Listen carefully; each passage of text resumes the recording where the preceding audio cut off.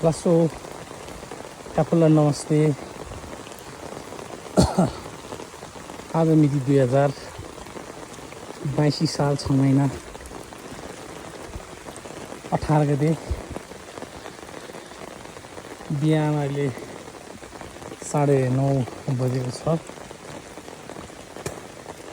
म चाहिँ लिसाङको पाखर गाउँपालिका वार्ड नम्बर 2 बाट अहिले सानो यो भिडियो क्लिप तपाईँहरुमाझ जानकारी गराउन चाहन्छु।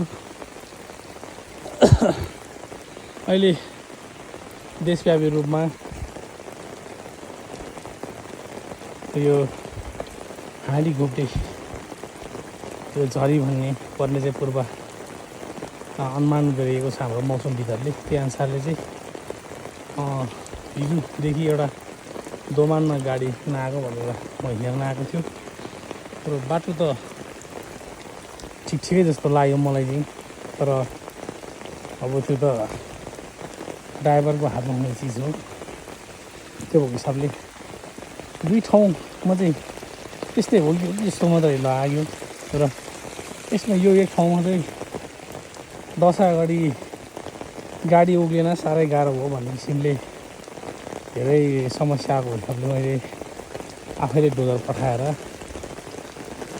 हाम्रै वार्ड नम्बर 2 को वडा सदस्य श्री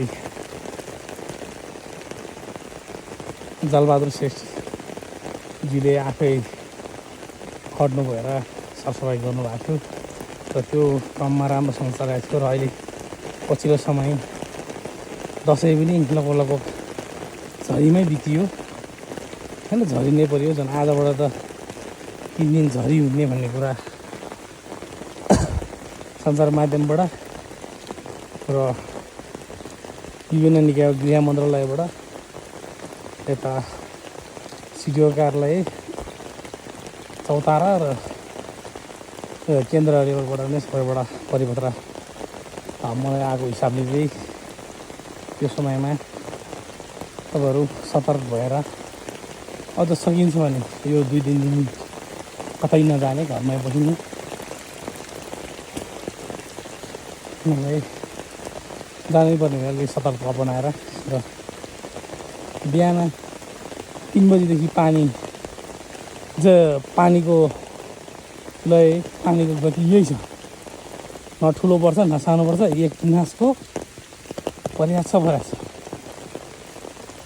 त्यो क्रममा चाहिँ जनताहरू कता अल्मलिएको छ, जनताहरूले कता अप्ठ्यारो परेको छ भन्ने हिसाबले दसैँको टिका सकेर फर्किने र टिका हातमा आफ्नो माइती घरमा आउनेहरूलाई केही गाह्रो परेको छ भने बाटो हेराउनु भन्ने किसिमले आएको थियो। र बाटो एकदमै यहाँ चाहिँ अलिकति गाह्रो हो कि जस्तो भनेपछि गुनासो भने यहाँ चाहिँ यस्तो रहेछ चाहिँ वास्तविक कुरा चाहिँ यो सबै चट्टान हो, सिङ्गै ढुङ्गा हो। यो है तपाईँहरूले पनि राम्रोसँग सिङ्गै ढुङ्गा हो।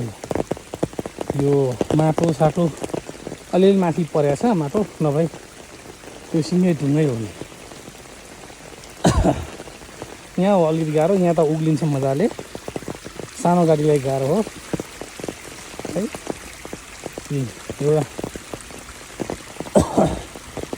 गाह्रो भयो भने चाहिँ यहाँ सबैले देखाउने देखिने हुने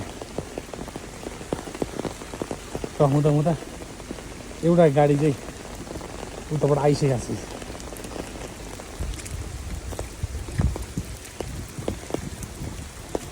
कतिपय गाडीले चाहिँ गाह्रो हुन्छ, कतिपय गाडीहरू चाहिँ आउँछ।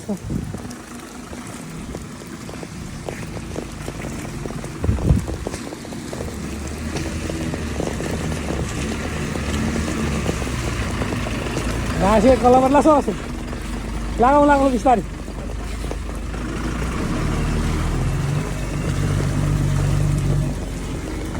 कतिपय गाडी चाहिँ आएको छ र कुनै गाडी चाहिँ गाह्रो भयो भने आउन नसकेको। यो गाडी पनि यही बाटोबाट बिहान आएको र अहिले फर्किँदैछ।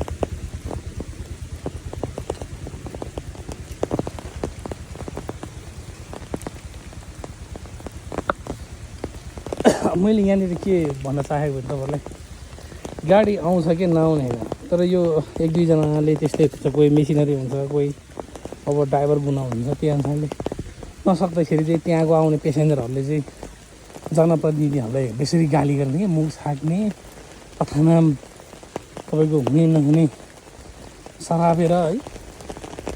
हामीले पनि अब मलाई पनि गर्न इच्छा नभएको होइन नि, गर्न मन नभएको होइन नि, देशव्यापी रूपमा यस्तो परिरहेको छ त अब कसको के लाग्छ। यो गरेन त्यो गरेन, फलाना ढिस्का फलाना यो त्यो, कहिले आउने तपाईँको चेतना, कहिले बुझ्ने तपाईँहरूले। अब त्यो हिसाबले अलिकति गाह्रो यहाँ हो। गाडी मजाले आउँछ, कोही कोही के भने गाडी पुरानो भएर पनि यहीँनिर चाहिँ अलिकति बिग्रेको बिगाऱ्यो भन्नु, तर यहाँ मजाले गाडी आउँछ कि है। बाइक आउँछ बिच छेउछेउबाट बिचबाट,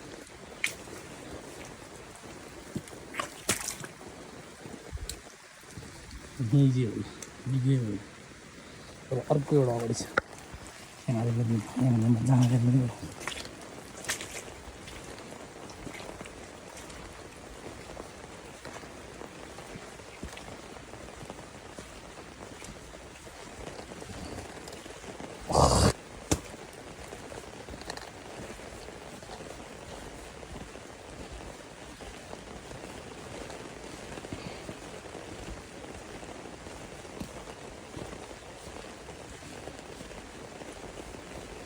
यो समयमा तपाईँहरूले हाम्रो पनि अनुहारमा हेर्नुहोस् आफू कसरी हुन्छ।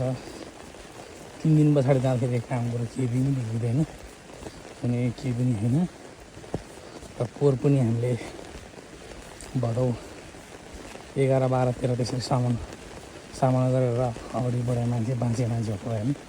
तर यसपालि पनि अब कन्डिसन यो छ, हप्ता दिनको फरकमा यस्तो भएको छ अहिले देशमा। त्यो भएको हिसाबले एकदमै सतर्क रहेर हिँड्नु होला।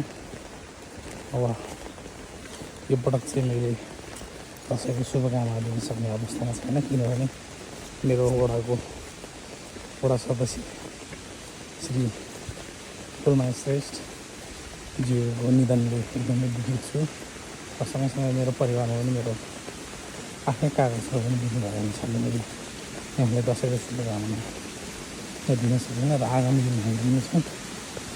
त्यो भएर यो तिमी एकदम सतर्क रहेर शुभयात्रा शुभ दिन।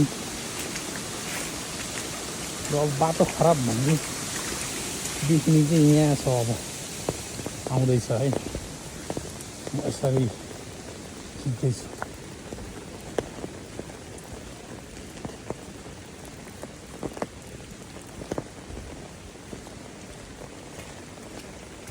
यो चाहिँ ढुङ्गा यतापट्टि हो।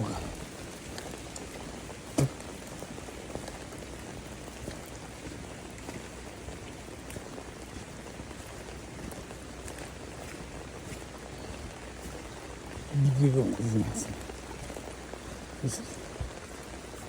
उकालो छ अब।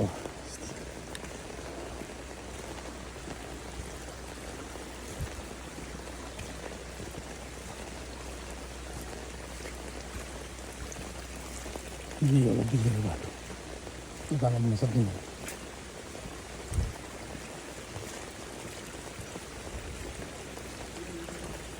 नजाने भयो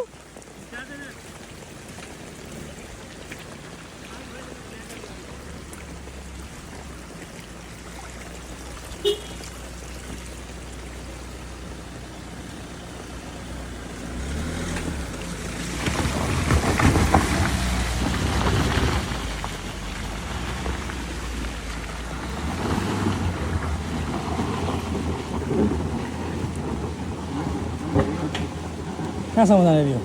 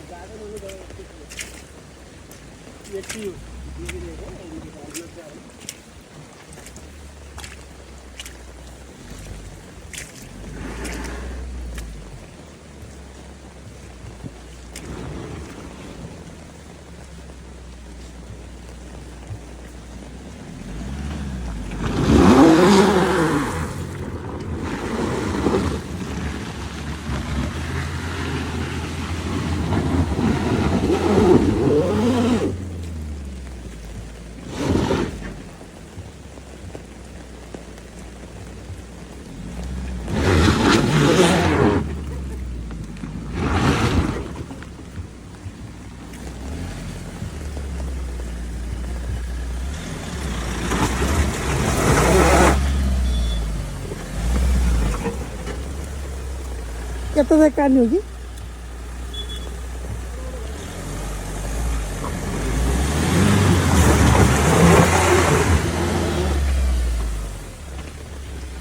यता चाहिँ काट्नु पर्छ नि त्यो स्कुटी चाहिँ एकछिन बसी हुने नि